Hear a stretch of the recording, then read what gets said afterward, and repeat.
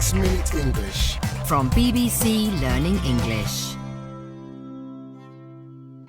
Hello, this is 6-Minute English from BBC Learning English. I'm Sam. And I'm Neil.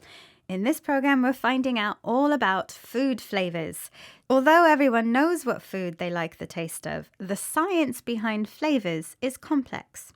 Flavour involves much more than tasting with the tongue. It's also influenced by how food looks, smells, and even how it's described. In this programme, we'll be meeting the flavourists, scientists who combine different natural and artificial ingredients to create the flavours we love to taste in our food. And of course, we'll be learning some new vocabulary as well. Sounds delicious, Neil, but first I have a question for you.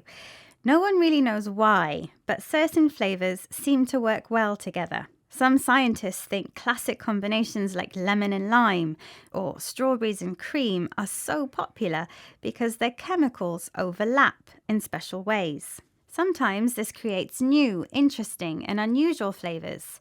So what weirdly popular combination was invented by British chef Heston Blumenthal?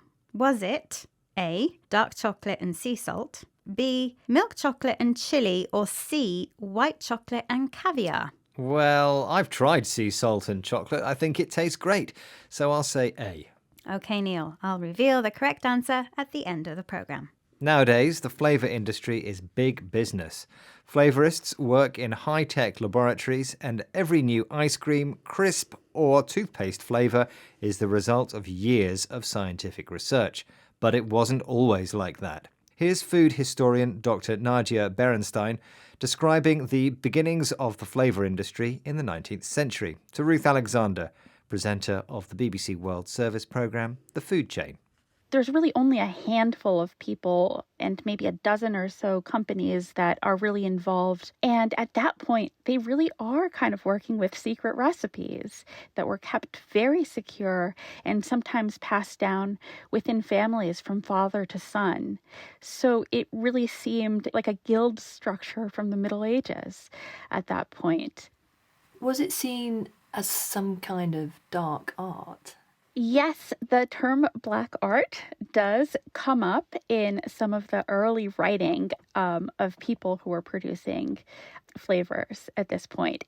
To begin with, there were only around a dozen, that's 12, companies experimenting with food flavors. The recipes they used were kept secret and only shared with family or trusted friends. Dr. Berenstein compares these companies to a guild, an organisation of people who do the same job or have the same interests. Because it was so secretive and mysterious, people saw making flavours as a dark art, a method of achieving something in a clever but dishonest or wicked way.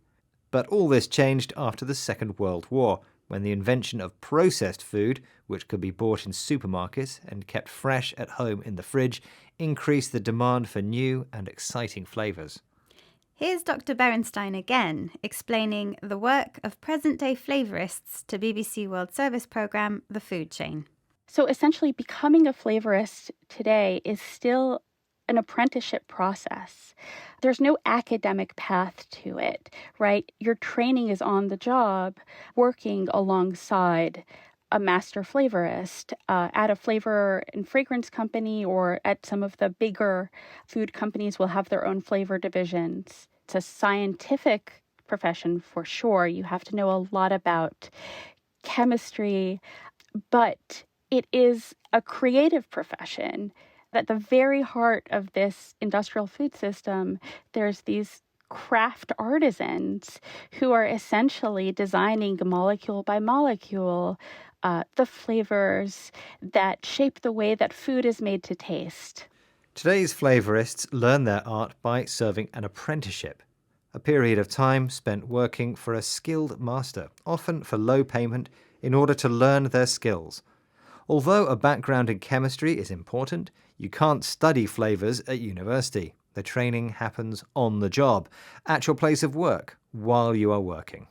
Dr. Berenstein calls flavorists craft artisans, people doing skilled work with their hands, and she describes their creations as the marriage of science and art. Yes, I love the idea of the flavorist as a magician, adding a pinch of this flavour or a drop of that oil to create the perfect magical taste. I wonder if that's what British chef Heston Blumenthal was trying to do.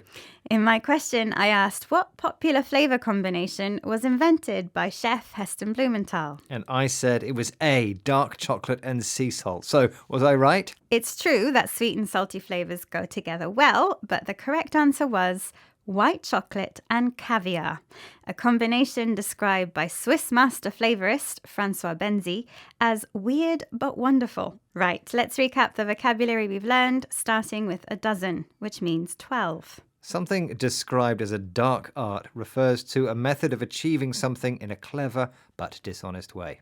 A guild is an organisation of people who do the same job. An apprenticeship is the period of time an apprentice spends watching and working with a skilled master in order to learn their skills. When you do something on the job, it happens in the workplace while you're working. And finally, an artisan is a person doing skilled work with their hands. Once again, our 6 minutes are up. Bye for now. Bye-bye. 6 Minute English. From BBC Learning English.